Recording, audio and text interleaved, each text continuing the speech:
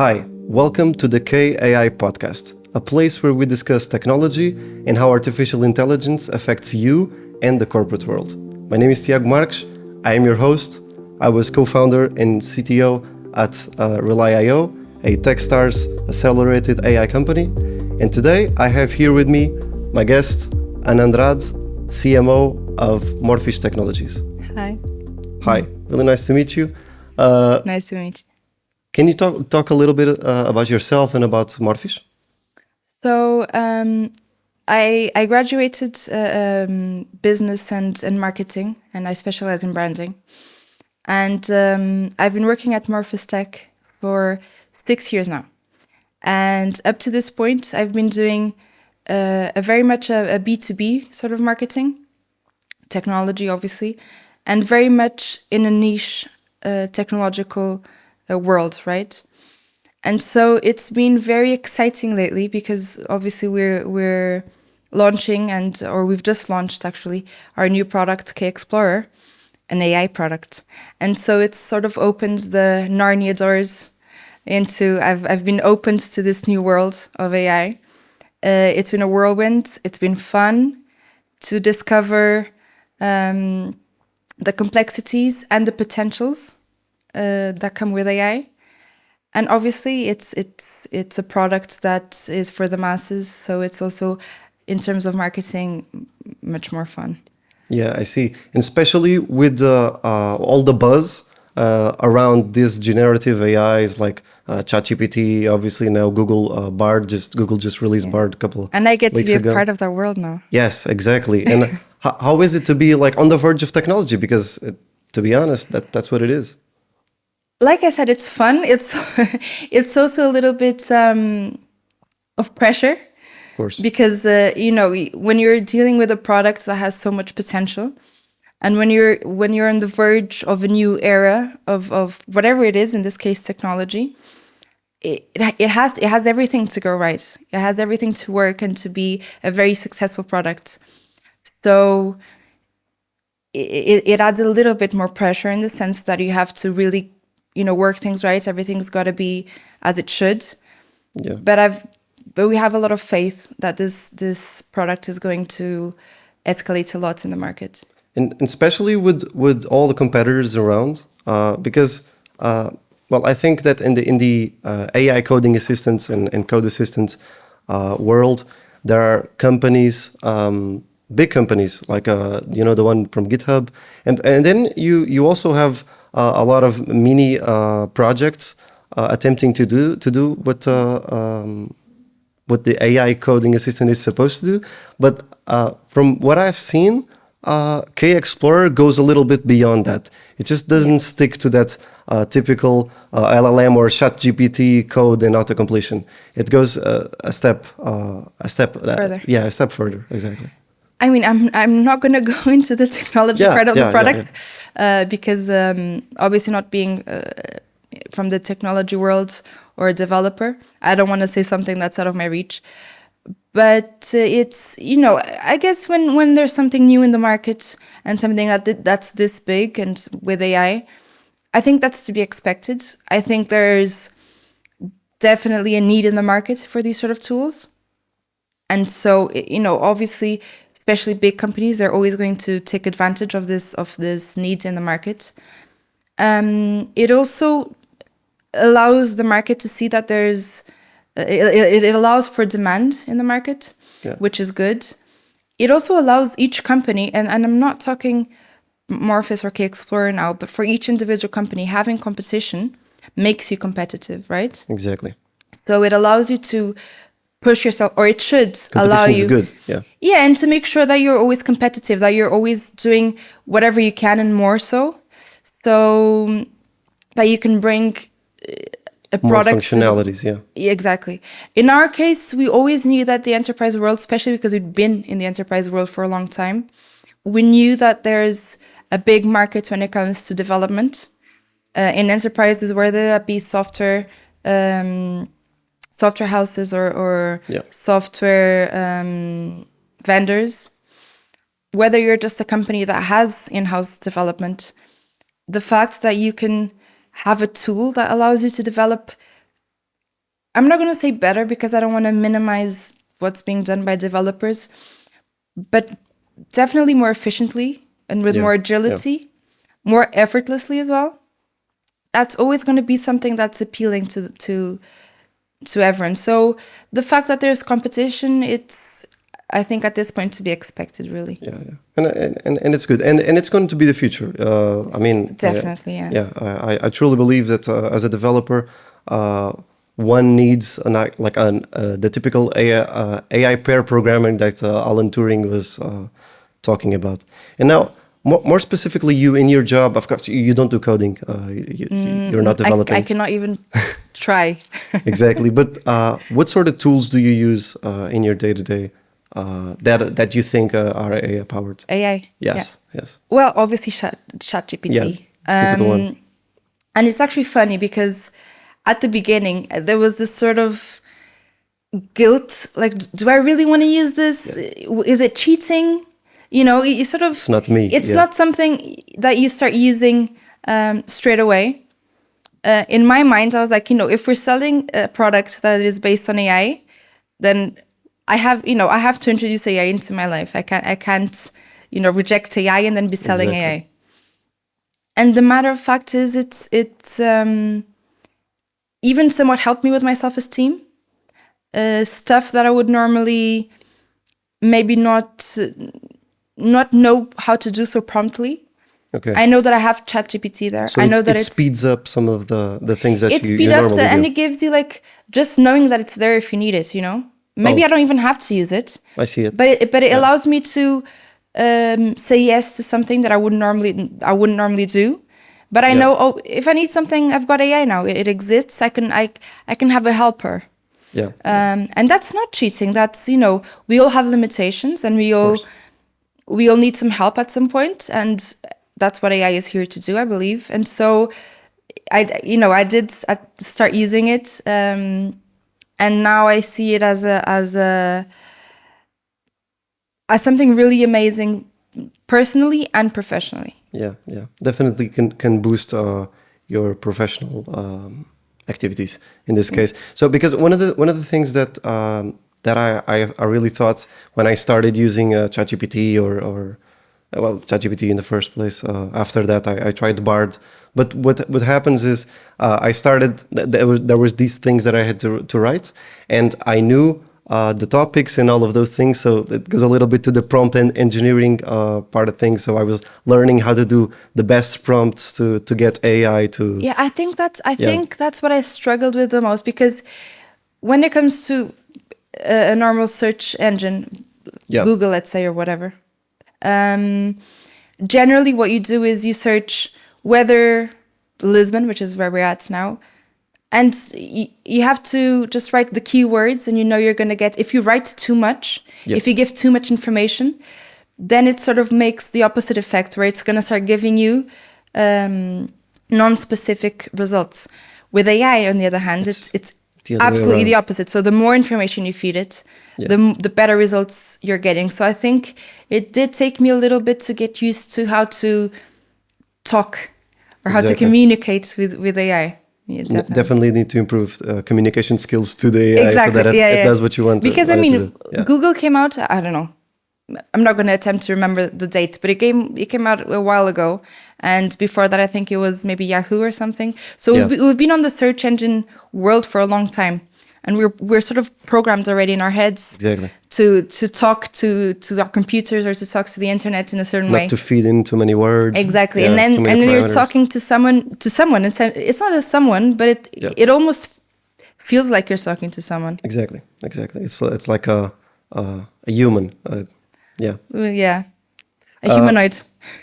Humanoid. Now, one of the things that I get most scary about when I use ChatGPT or other type of chat AI technology is the fact that the results, they might be just completely wrong and untruth. Yeah, I mean, that's one thing. You need to fact check everything. Yeah, I think the only fear I have also towards this new era, especially now, I mean, I'm sure it's going to improve with time, but is that people might blindly trust the information that's provided. Obviously, even with us humans, when you're talking to someone, you take for granted that what they're saying is the truth. Yeah. But someone's truth might not always be right. It's their truth, but it doesn't need to be 100% right just because it's theirs. And I think with AI, it sort of works the same way. So AI is gathering information. Now, whether that information it's gathering, whether it's correct or not, is up for debate. And so you're always going to get feedback on the information it's gathering. And I think companies are developing software or any tools that are based on AI. They really need to take into account the quality of the information that they're feeding their AI. Because as this is being introduced to the masses and to the people, and not always people are going to know what AI is, how it works, how it gathers information. And it could be so that they're trusting this answer or this result in a way which they really shouldn't be trusting. Yeah.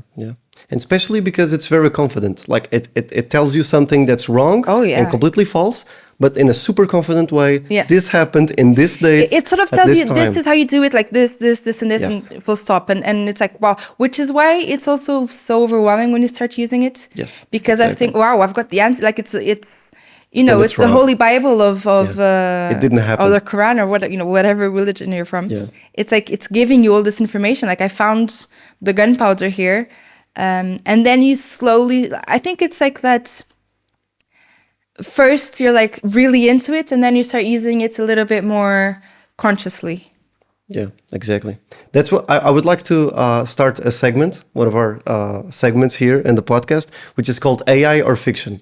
And what I'm going to do is I'm going to tell you two really short stories, and then you need to guess which one is true and which one AI just Why do I have the feeling I'm going to fail this? It's a 50% chance of getting it true. I'll take the chances. False. Come on. Yeah. Okay, so the first one is the following. A company created an AI that was supposed to help people with taxes. The AI was so bad at doing taxes that actually ending up costing people more money. This is the first one. And then the second one is, in 2019, a Google algorithm told the world with 100% certainty that a photo of a cat was guacamole. Which one do you think is true? And which one do you think it's false? You see, I think you're tricking me. I think that the second one is too obvious. And I do know that taxes have a lot of I'm going to say the first one is AI. So you believe that the company that created an AI, that's actually false. Oh. So you were fooled by AI, by generative AI. Actually, the truth is that Google had this algorithm, and they were detecting cats. And actually, a turtle was a gun. A turtle was a gun? Yeah, a turtle was a gun, and a taxi was a dog. So this is actually funny. It was Jonathan Zittrain. He was speaking at the Precision Medicine in 2019, at a conference in Boston, and he was pushing out the limitations of image recognition, like at the beginning of, not the beginning of image recognition with AI, but it's 2019, definitely not the beginning, but he was trying to attempt to show some of those some images and how that would influence the algorithm. I'm not sure how to feel about that. Yeah. No, but he actually he showed that when he changed some of the pixels in the image, then Google would get it completely wrong. So he actually showed like a cat and then guacamole. Isn't that what we're talking about though? About the information? Yeah. You're feeding. I mean, it's the same thing. Google was 100% sure that the cat was guacamole. Like ChatGPT tells you a completely false sentence, just like that one, writing about the taxes. That wasn't true. Actually, what happens was Johns Hopkins University, they had this program, this project, that what they wanted to do was to try and create an AI algorithm that would help on taxes, but they couldn't do it. And it didn't cost people money. That ChatGPT just made that up. Okay. But they were attempting to do it before other companies, before financial companies actually explored this world and found loopholes in the tax law. Yeah, you see, that's what I thought would happen if it was AI, because it was trying to find all the loopholes before the financial companies did. So it just sort of snowballed, right? Yeah, it didn't. Like error. Yeah. Nothing actually happened. Came out of it, yeah. Yeah, exactly. So, how do you think AI influences, like, on your perspective with K-Explorer, how do you think that influences software companies first? We'll go to non-software companies later. But well, when it comes to software companies, I think there is a lot of topics when it comes to this, right? I think the first obvious topic is that there's a lack of developers worldwide, right? This is something that's been widely talked about recently. Always hiring. Oh, exactly. They're always hiring. And there's a lot of open job positions that just can't be filled. And when you see this simultaneously with the fact that companies now are run by software, right? You unless you're a startup or maybe some home business, you'll probably have a software as the heart or in the core of the business. Whether you're a hospital, your university, a bank, a pharmacy, whatever it is, you need to have a software system where all the information of your business is contained, right? Which means, I can't give you a number, but it means many lines of codes that need to be maintained and developed by developers, right? And with the digitalization of the world and all the companies, every company has a little bit of IT. We live in the digital era, right? Exactly. So even at home now, there are apps and there's software for you to help manage your work life. So to be in a company, you're always going to have software, which is so important for your business. And because of the lack of developers, they just cannot keep up with the amount of maintenance and development that needs to be done for these softwares, right? And you mentioned earlier pair programming, and I think what AI can offer in this sense is a pair programming partner. And a pair programmer is essentially, the idea of pair programming essentially is that you get to have a partner with you when you're developing, and which is there to help you guarantee quality, helps you reduce bugs, obviously, because you have someone there who's proofreading your work, right? And with the lack of development of developers in the market, you can't have that. That's realistic. So AI sort of proposes to do that. So there's obviously a help in the quality of the work that's done. By helping quality, you're helping time efficiency, because you're no longer having to rewrite codes that's got bugs or that's got some error of any sort, because you've assured that the software is in quality. And it also allows you to sort of seamlessly run through code that's already been written in your enterprise, right?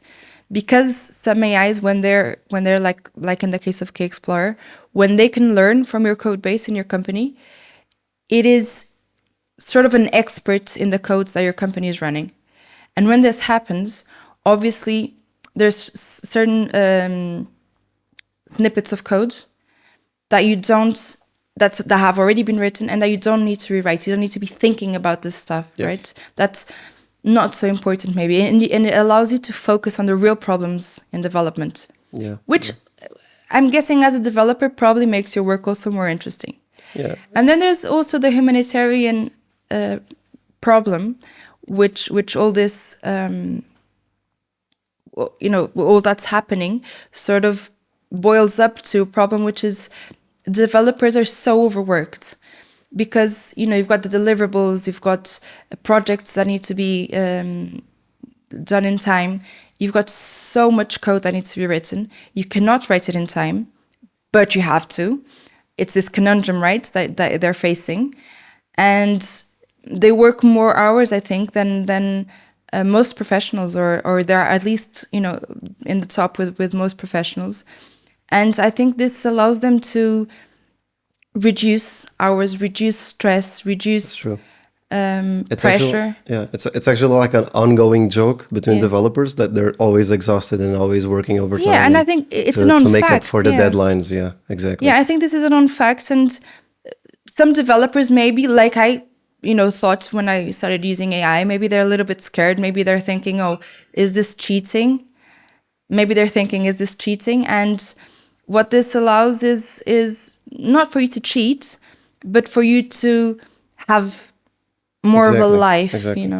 What about all of those people that say that this AI will replace humans? There will be no programmers in the future. What do you think about that, and what's your position? I find that I wrote this somewhere in the past. I think it's sort of a very post-apocalyptic thought. Yeah.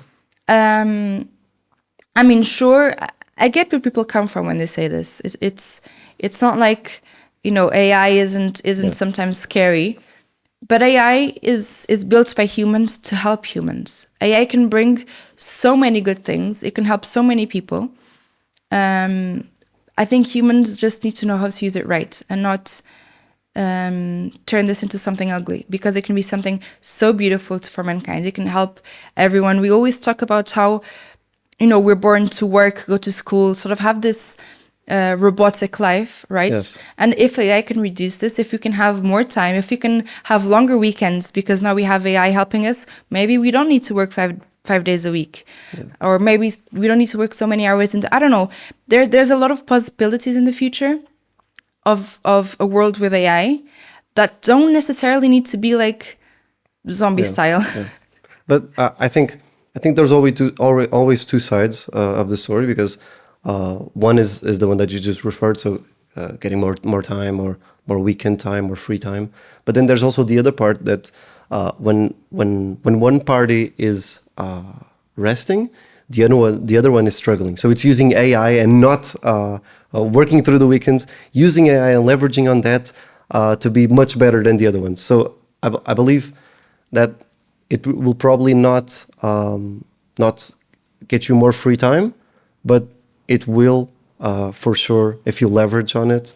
I mean, when I say free time, I mean more in the sense of if you can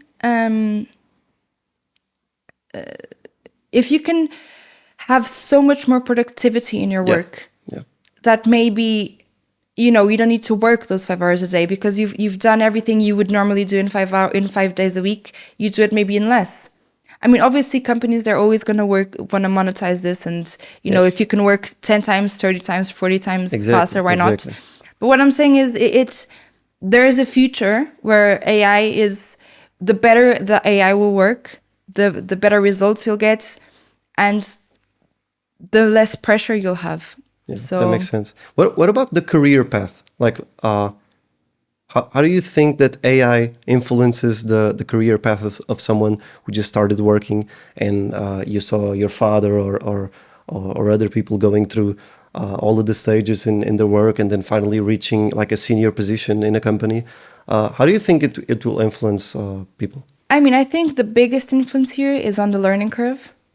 Okay. So, and I'm going to talk more specifically here for developers, right?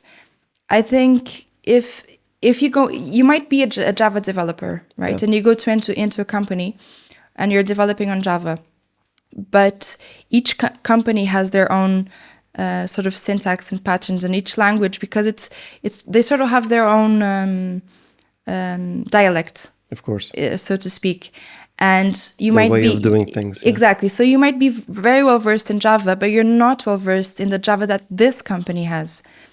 And AI, because it's learning from your code base, it knows the patterns of this company's software. It knows the schematics, the behavior, the architecture, whatever, all these keywords that I'd want to use, and it allows you to very, very swiftly be able to learn how this new company you're working at, how they develop, how this language is written. And you can very promptly be able to be a senior developer within the company, whereas maybe without the AI, it takes you sort of a while to be acquainted with. So it speeds up the process. Yeah, definitely. Yeah. Yeah, one thing that I was thinking is, well, you reach this position, when you onboard a company, you don't know its way to do things. Yeah. So different companies have different styles of operating, and one of the things that I know that K-Explorer does especially good, like in the developer part, is to give you this overall view and to help you when you onboard to really speed up the time to write code. So you get there and you're learning all the code you're base. expected to produce Exactly. yeah. And that generally that can take months in a company. And definitely with K-Explorer, it will be much less because you have this pair programmer that's already in the company.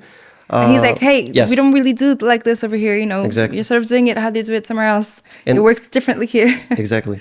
And that's really important because obviously you want to stick to what the company is already doing. If I'm going to be really honest, even I wish I had that for marketing.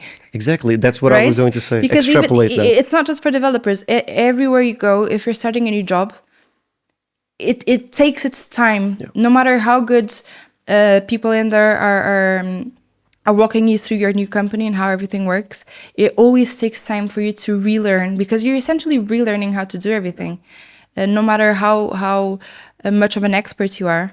And even I think, you know, this is amazing for all jobs. Yeah, exactly. One could extrapolate the developer part and then go to all of other jobs, like onboarding all of other jobs, like get this. Because normally you speak to people, you ask things, and then in this case, some AI could, that's a startup idea, getting some AI to help you on the onboarding of a new company and speeding up the process until you get used to it. I mean, if you have an AI that can, you know, get you past all the bureaucracy, that enough for me would be like. Yeah, bureaucracy. Even the word sounds boring. Right? Yes, exactly. But it has to be done. But then wouldn't that, I mean, probably not in the bureaucracy part, but wouldn't that make the relationships more unpersonal? You know, maybe distancing the humans a little bit? Maybe. That's some of the concerns. I think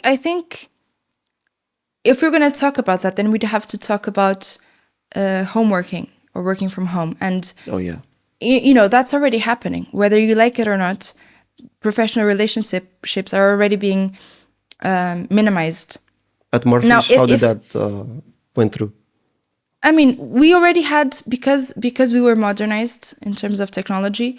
When COVID hit, obviously we had the facility. You know, even before COVID hit, anyone could work from home, right? We had. Oh, really? Yeah, it was very facilitated in that sense, and so this wasn't something new to us. But I mean, obviously, we'd still have an office full of people. Whereas now, if you go to our offices, it's not that they're deserted, but you don't have as many people working, right, in office. And I think maybe that with this sort of AI technology, it would allow people, instead of just talking about work, when you do talk to someone in your company, it would give you time maybe to talk about more personal stuff. You know, how are the kids doing? How's your, you know, hobby going? And maybe you could get to know people better. Yeah, that's because it's definitely not the same finding someone while getting a snack and talking about them, and also being talking through Discord or Teams or any other. It's not the same. Definitely, that's definitely not the same.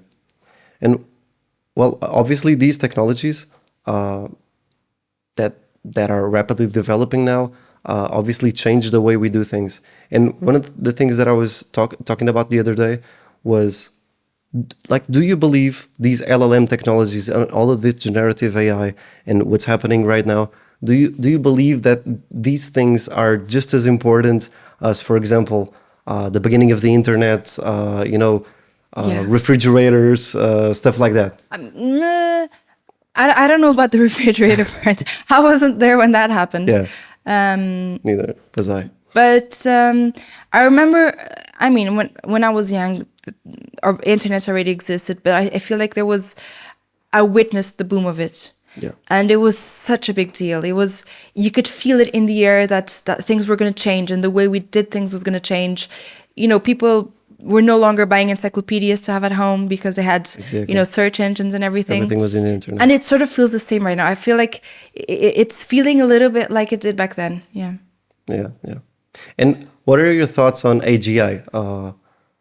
This artificial general intelligence, in which companies, not companies, but computers using AI, they're like human intelligence. They has achieved human intelligence. Like, I mean, you can. Would you like that?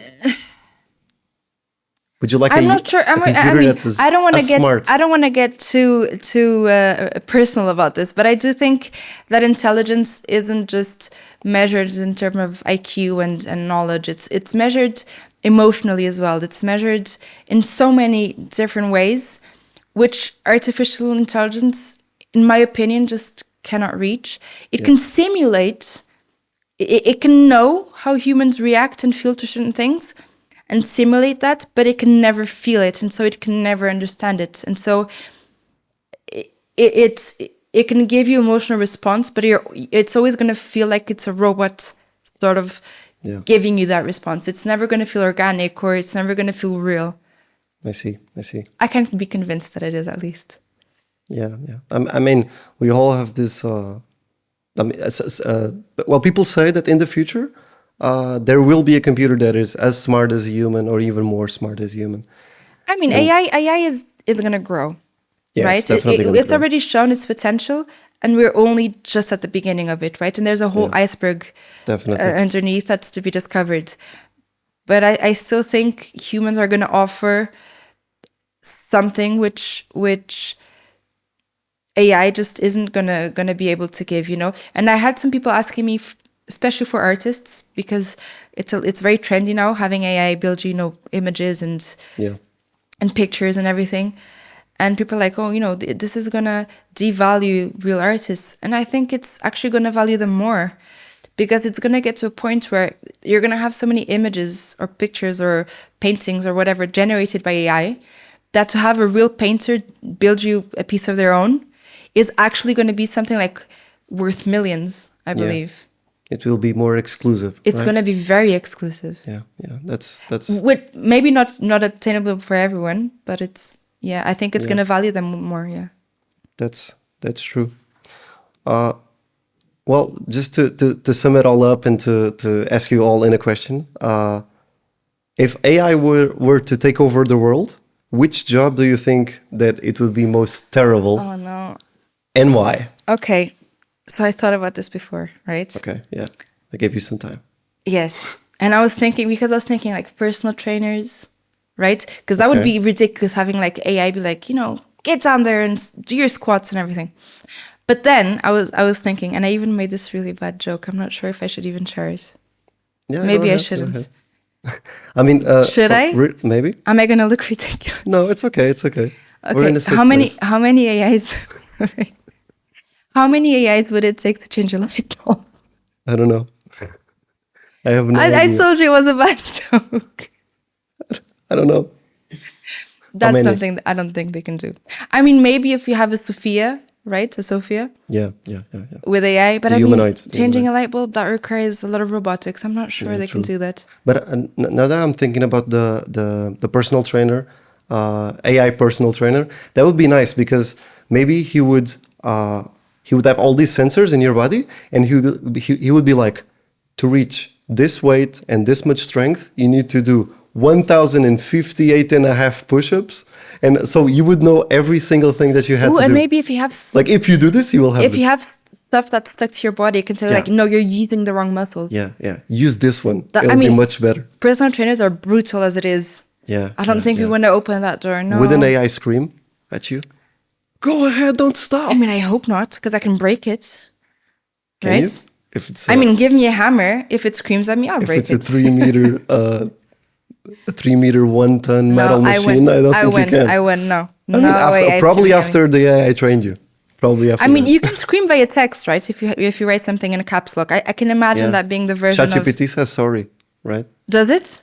Yeah, it does. See, it's more polite. No, this is not what. I'm so sorry. It's more polite than many people I know. So yeah. That's already good. Well, yeah. Well, I think this closes it up. I think so too. Yeah. Thank you, Ana, for being here. Thank you for having and I me. hope you enjoyed the K.AI podcast. Follow us on all the platforms online, and I'll see you in the next one.